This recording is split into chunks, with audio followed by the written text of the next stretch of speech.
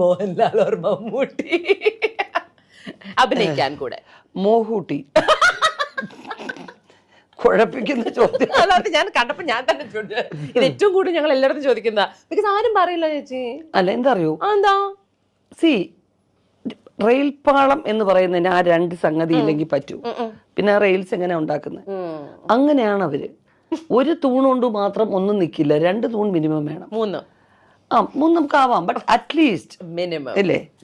അപ്പോ അതാണ് വ്യത്യാസം. പക്ഷെ കമ്പാരിറ്റീവ്ലി ലാംഗ്വേജസ് സ്ലാങ് യൂസ് ചെയ്യുന്നതും വേഷച്ചേർച്ചയും മമ്മൂക്കയാണ്.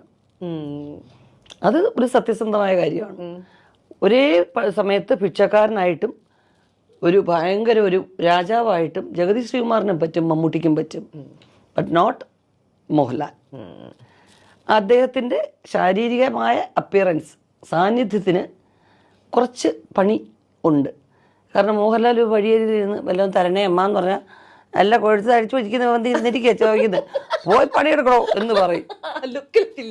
വെറുതല്ലേ, ആരും വിശ്വസിക്കില്ല, എല്ലാം തിന്നിട്ട് വന്നിരിക്കുകയെന്ന്. അപ്പൊ സഹതാപം ഒന്ന് ക്രിയേറ്റ് ചെയ്യാൻ പറ്റില്ല. ചബ്ബിയായിട്ടുള്ള അങ്ങനെയൊക്കെ കോമഡിയൊക്കെ അതൊക്കെ കൊള്ളാം. ബട്ട് അതർവൈസ് ഭയങ്കര ആക്ടറാണ് പുള്ളി. ബട്ട് എന്താ അറിയോ, അതുപോലെ മമ്മൂട്ടി ഏത് സ്ലാങ് യൂസ് ചെയ്താലും അനായാസമാകും. അത് അദ്ദേഹത്തിന് ഒരു അങ്ങേയറ്റം ട്രിവാൻഡ്രം മുതൽ അങ്ങ് കാസർഗോഡ് വരെ വളരെ സരളമാകും. അതെല്ലാവർക്കും പറ്റില്ല.